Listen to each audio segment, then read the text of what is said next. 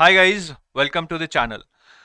So since yesterday when PFRDA grade A notification came, बहुत लोग यही पूछ रहे हैं सर PFRDA grade A के लिए प्रिपेयर करें या ना करें, फिजिबिलिटी है या नहीं इतने कम टाइम में प्रिपेयर करने की, and if yes what can be a good study plan.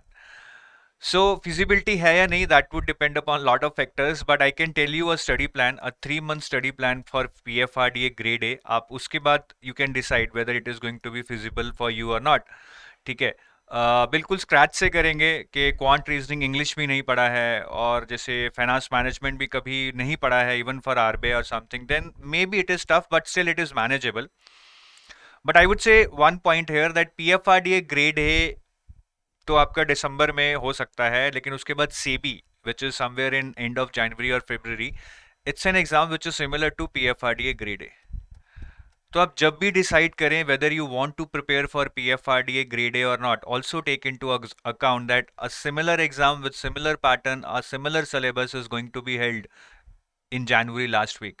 तो उसके लिए PFRDA grade A can be a good practice for you, क्योंकि एक टारगेट रहेगा दिसंबर तक का, तो आप काफ़ी सिलेबस कर लेंगे. नहीं अदरवाइज इट्स लाइक ठीक है PFRDA grade A छोड़ दिया, रिलैक्स हो गए, फिर सेबी की भी तैयारी नहीं की.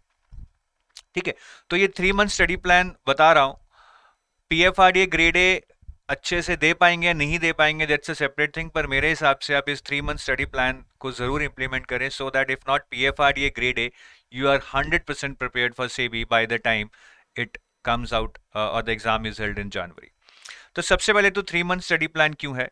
देखिए what we are expecting is के अक्टूबर में एग्जाम नहीं होगा because it's kind of a festival month. I am expecting the exam to be held in November first week somehow. ठीक है. The phase 1 and phase 2 in December. तो till December अगर हम फर्स्ट वीक या mid दिसंबर में लेकर चलते हैं फेज 2 पे, you will have 3 months. So I am going to give you integrated plan. ठीक है. तो उस प्लान को भी डिस्कस करेंगे हम. तो ये मोटा मोटा सब्जेक्ट्स हैं आपके. फेज 1 में आपका पेपर 1 आता है, क्यूआरई जीए आता है. ठीक है. जिसके लिए आई वुड नॉट से you can spend too much time now. So it all will depend upon your preparation for other exams कि आप इसको कैसे करेंगे. बाकी पेपर 2 में आपका यहाँ पे एक पेंशन सेक्टर आता है. ठीक है. जो कि सेबी में नहीं होता है, बट उसके अलावा management, finance, company law, accounts, economics, costing आपका यहाँ पे आता है. ठीक है. और एक पेपर 1 आता है आपका फेज 2 में, डिस्क्रिप्टिव इंग्लिश. ठीक है. तो ये पेपर आते हैं आपके. देखिए डिस्क्रिप्टिव इंग्लिश आप बाद में कर सकते हैं, दो टाइम होता तो आई वुड हैव सेड कि आप अभी करें, बट मेन एरिया आपको ये फोकस करना है. इससे आपका फेज 1 भी निकल जाएगा और फेज 2 में भी आप अच्छे नंबर ले आएंगे. तो बेसिकली ये मैं आपको स्टडी प्लान दे रहा हूं. ठीक है. तो यहाँ पे I have divided the 3 months kind of 90 days, 20 days, 20 days, 20 days and 30 days. तो अब इसमें है क्या, आप देखेंगे कि फर्स्ट 20 डेज में हम मैनेजमेंट एंड कॉस्टिंग करेंगे, फिर 20 डेज में हम फाइनेंस और कंपनी लॉ करेंगे, और नेक्स्ट 20 डेज में हम अकाउंट्स और economics we will not be able to complete that fully, so we will do some selected chapters. So here we shall not be greedy कि हम सारा सिलेबस पहले करके जाएंगे फेज 1 से. I think that's going to be bit tough. So accounts और economics के you go for some selected chapters which can help you score good marks in these sections, and rest of the chapters you can do after phase 1. I think that's a better approach, a doable approach, and something achievable rather than targeting whole of the accounts and economics. Descriptive English भी हम बाद में करेंगे, एफएलटीज भी हम phase 1 के बाद जरूर करेंगे. तो ये सारी चीजें मैं डिस्कस करूंगा. और आप देख रहे होंगे कि यहाँ पे पेंशन सेक्टर नहीं है, तो पेंशन सेक्टर हम यहाँ पे करेंगे बिकॉज ये बहुत बड़ा कंपोनेंट नहीं है. Pension sector can be done easily. अगर आई थिंक आप एक सैटरडे संडे भी लगा लें, you can cover the entire pension sector in that 2 days. तो मैंने अलग से नहीं रखा है because that is completely doable, कोई बहुत बड़ा कंपोनेंट नहीं है. अब इसको, ये तो हो गया, अब इसको एग्जीक्यूट कैसे करना है वो डिस्कस करेंगे. First of all I just need 5 hours from you on daily basis, on weekends. ठीक है. 8 hours. तो मंडे टू फ्राइडे आप यार 5 घंटे दो, वीकेंड्स पे 8 घंटे दो, इतना तो मिनिमम देना पड़ेगा. ठीक है. That would be somewhere around 80 hours, 40 hours in a week. So वो एक अच्छा प्लान है. And if you see here in the plan I have tried to put 1 numerical and 1 non numerical subject. That is the standard thing I always try to do. Management के साथ costing numerical लगा दिया, finance और company law में finance numerical है, accounts और economics में accounts numerical है. and we are focusing on continuous revision. In each of these blocks we are focusing on revision, because revision बहुत important है और test भी बहुत important है. Everywhere I would be talking about the test, because if you study more and more but don't practice, then it is not going to fetch you marks. It is just going to give you knowledge, not marks. So don't think reading more and more will fetch you marks. ठीक है. So बहुत सोच समझ के ये plan बनाया जाता है एक्सपीरियंस के साथ. आप अपने टीचर पे अगर ट्रस्ट करते हैं, राइट, आप डॉक्टर के पास जाते हैं ना, वो डॉक्टर मेडिसिन देता है, टीका लगाता है, डाइट प्लान देता है, आप सब कुछ फॉलो करते हैं. So similarly what I am saying, try to implement it. अगर आपके पास अपना प्लान नहीं है तो इसको इम्प्लीमेंट कीजिए. I am sure you will be able to give your best. ठीक है. तो फर्स्ट 20 डेज में मैनेजमेंट करनी है, कॉस्टिंग करनी है और यहाँ पे पेंशन भी करना है. उसके लिए मैं आपको बताऊंगा क्या करना है. बहुत बड़ा कोई इसमें झोल नहीं है, पेंशन में हो जाएगा. सो 7 डेज मैनेजमेंट, 13 डेज कॉस्टिंग. ठीक है. अब पेंशन भी एडजस्ट करना है इसमें, तो मैं बोलूंगा यहाँ पे आप कुछ 11 डेज में कॉस्टिंग कीजिए और 2-3 दिन पेंशन पढ़िए, आराम से हो जाएगा. हम उसकी बात करेंगे. ठीक है. सो मैनेजमेंट भी आप इन 7 दिन में 5 घंटे पढ़िए और कॉस्टिंग और पेंशन भी, ये जो टोटल 13 दिन है जिसमें से 10 से 11 दिन हम कॉस्टिंग को देंगे और 3 दिन हम पेंशन को देंगे. You have to read it 5 hours a day. That's it, because there is no revision as of now, you are just starting. अगर मैनेजमेंट की बात करूं, that we have to cover in 7 days, that can be covered easily guys. ठीक है. ज़्यादा topic नहीं है. General management है जिसमें रोल ऑफ मैनेजर और जो ये मैनेजमेंट के फंक्शंस हैं ये आपको पढ़ने हैं. थोड़े बल्कि हैं ये, but they are very easy. Leadership styles can be done easily. HRD is also not big. Motivation is also doable and communication. So 5 ही यूनिट हैं. I think 7 days are good, जिसमें से you can give 1 day each to communication, motivation, HRD and leadership style, and 2 days to general management as in management functions, planning, organizing, staffing, directing and controlling, and role of manager in the organization. ठीक है. बाकी if you are reading it from the course, then do not try to watch all the videos. Just skip the videos, read the notes, do the MCQs. I think that is something how you can build up your speed. बाकी management is very easy guys, very scoring. Questions bookish भी आते हैं, non bookish भी आते हैं. So try to understand the concept also. ठीक है. Application पे जरूर ध्यान दीजिएगा, सिर्फ क्रैमिंग से नहीं नंबर आने वाले हैं. Now coming to costing, so here I will give you around 10 days, 10 to 11 days for costing. Costing में सबसे पहले तो if you see the previous year papers of PFRDA, ठीक है, मैं strictly I am telling you in context of PFRDA paper, you have to concentrate both on theory and numerical. SEBI में ज्यादातर numerical आते हैं, बट अगर आप PFRDA ग्रेड ए का पेपर देखेंगे पास्ट ईयर का, थ्योरी बहुत आई है. ठीक है. मतलब कॉस्ट एंड मैनेजमेंट अकाउंटिंग के स्कोप पे, डेफिनेशन पे ही क्वेश्चंस आए हुए हैं आपके फर्स्ट यूनिट में. फिर मेथड्स ऑफ कॉस्टिंग में, जॉब कॉस्टिंग पे, कॉन्ट्रैक्ट कॉस्टिंग पे भी थ्योरी के क्वेश्चंस आए हुए हैं. तो थ्योरी पे फोकस करना है. ठीक है. न्यूमेरिकल के लिए ये वाला चैप्टर बहुत इंपॉर्टेंट है. आपका 3rd unit, standard costing, marginal costing, budget and budgetary control. There were 3 to 4 numericals last year, both in phase 1 and phase 2 from this unit. और 4th यूनिट आपका इजीएस्ट है. Even if you are not able to cover the entire costing, इस unit को मत छोड़िएगा, चाहे कुछ भी छोड़ दीजिएगा. यहां से you will get at least 2 questions which are going to be cake walk. Simple theory है based upon some definitions, and this 4th chapter can be read even if you skip the first 3 units. तो lean system and innovation को जरूर कीजिएगा. And while doing numerical, please don't be emotional, be rational, try to understand the concept, do basic numericals based upon formula, ज्यादा depth में नहीं जाइएगा. ठीक है. फिर आपका बचता है पेंशन सेक्टर. ठीक है, जो आपको इन्हीं 20 डेज में करना है, या फिर आप उसके लिए अलग से जैसे मर्जी आप टाइम मैनेज कर लेंगे. इसको देखिए, प्लान को you will have to customise. किसी ने मैनेजमेंट पढ़ा है, किसी ने फाइनेंस ऑलरेडी पढ़ रखा है, then you will find time for pension sector. So pension sector I think 2 से 3 दिन में आपका हो जाएगा. The main thing to be read in pension sector is basically NPS and APY. These are the 2 major schemes in the pension sector which are administered by PFRDA grade A, और इसमें से काफी क्वेश्चंस आते हैं. Apart from that, pension sector में there are other schemes such as EPF, PPF, ठीक है, या सीनियर सिटीजन सेविंग स्कीम है. Senior citizen saving scheme, that is also kind of social security scheme. तो इन स्कीम्स के बारे में पढ़ लीजिएगा. और भी कुछ स्कीम्स हैं पेंशन से रिलेटेड, जो कि गवर्नमेंट लॉन्च करती रहती है, उनके बारे में भी पढ़ लीजिएगा, वो भी एग्जाम में पूछी जाती हैं। Last year there was one question on that. तो मोटा मोटा ये करना है आपने, ठीक है। पेंशन सेक्टर में बहुत ज़्यादा डेप्थ में घुसने की ज़रूरत नहीं है। एनपीएस एपीवाई समझ लिया कि क्या है, इनको कैसे एडमिनिस्टर करते हैं, क्या आर्किटेक्चर है पीएफआरडीए की साइड पे, I think you will be able to do good, ठीक है। और टेस्ट पे बहुत फोकस करना है, जो भी चैप्टर पढ़े उसके टॉपिक टेस्ट जरूर दें, because in the end it's all about application. Then coming to finance and company law, guys. So यहाँ पे the majority of the time you would have to give to finance if you have not done till now. And company law is easy. It's mostly factual. You can cover it in 5-6 days. So daily 4 hours a day during this 20-day period we would be giving to finance and company law, and rest 1 hour we would be giving to revision of management and costing. ठीक है, descriptive English तो हम कर ही नहीं रहे हैं इस दौरान। So finance में now if you see the previous year papers, everything is important. It's very difficult to tell ये कर लो ये छोड़ दो। यहाँ से एक क्वेश्चन पक्का आता है, that who regulates what. Last year there was a question that who regulates corporate debt market. It was basically SEBI. So ये अच्छे से पढ़ लीजिएगा that what is the scope of regulation of RBI and SEBI, ठीक है, या NABARD, उसमें से क्वेश्चन आएगा।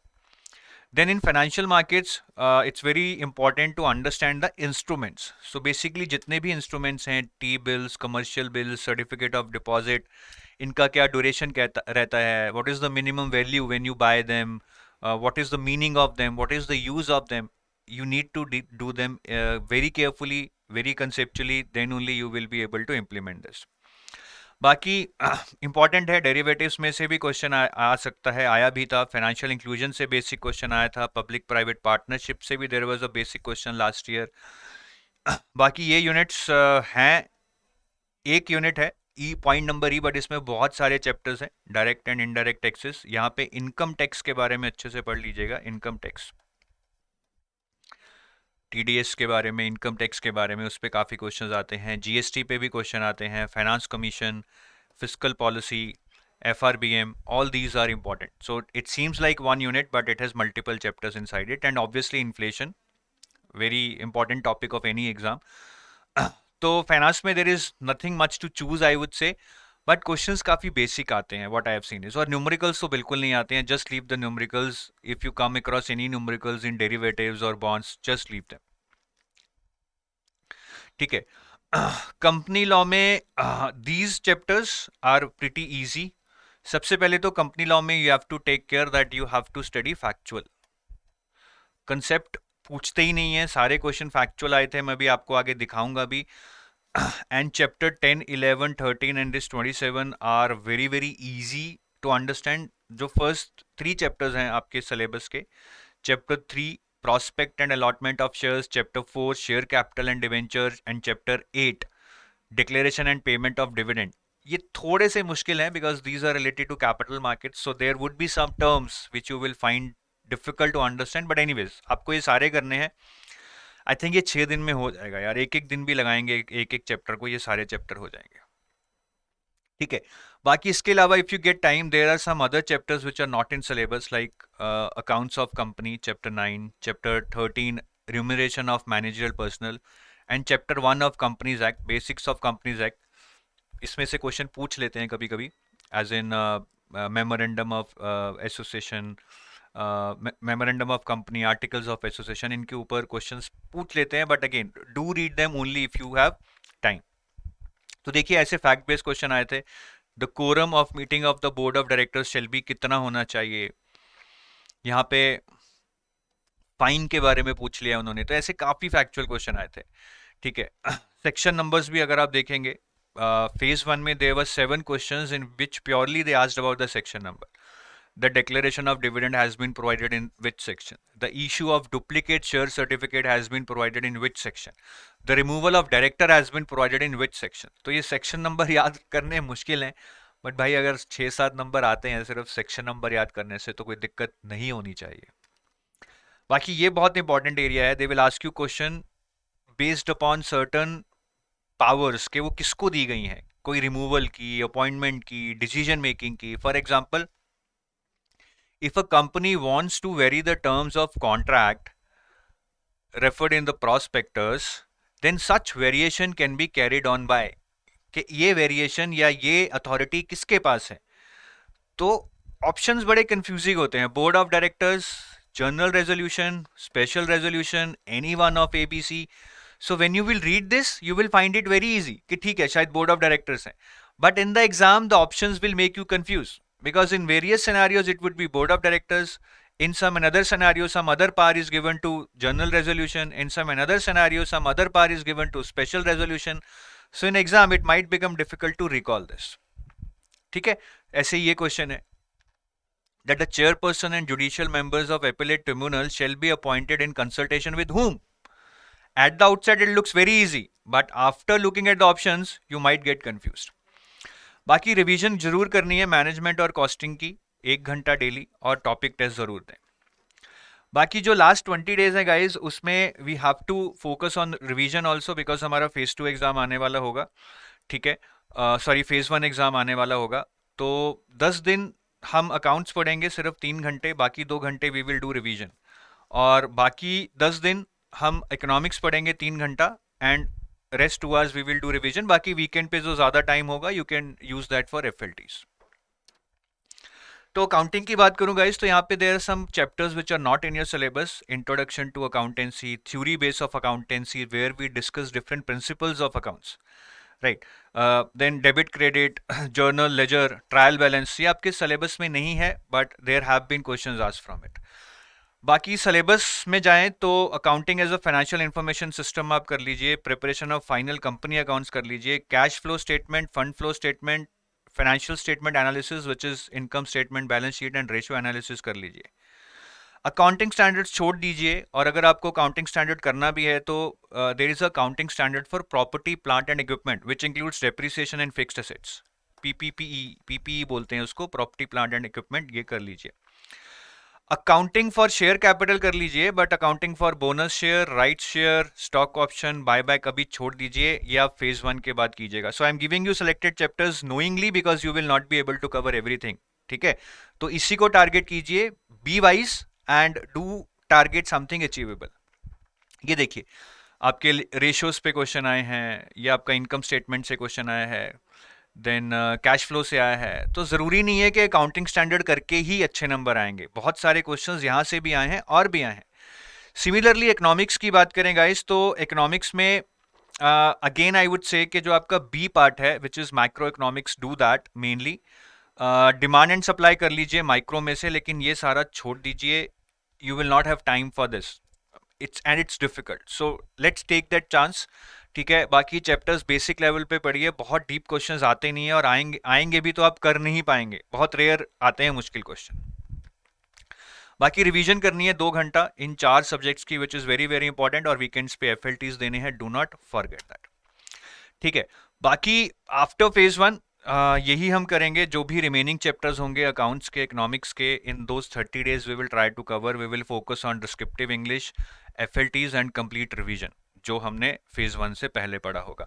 But right now we need not discuss in detail about the plan after phase 1. पहले ये 60 दिन में लेट्स गिव अ बेस्ट, और अगर इतना अच्छे से हो गया और पीएफआरडीए का फेज 1 भी क्लियर हो गया, I think that would be a big booster for us and we would be able to give our best in the next 30 days after phase 1. बाकी क्वांट रीजनिंग इंग्लिश जी guys, ऐसे तो मैं time नहीं दे सकता आपको कि डेली आप 3-3 घंटे 2-2 घंटे इसको कीजिए, बट हाँ आपको थोड़ा बहुत आता होगा for what ever exam you had prepared earlier. So on weekends in the first 20 days do quant, next 20 days do reasoning, next 20 days do GA, and in GA just read GA for 3 months. That's it, not more than this. और PFRDA की जो भी news होंगी, सेबी की या RBI की, do read these news specially related to the pension sector. ठीक है, सो दैट्स इट.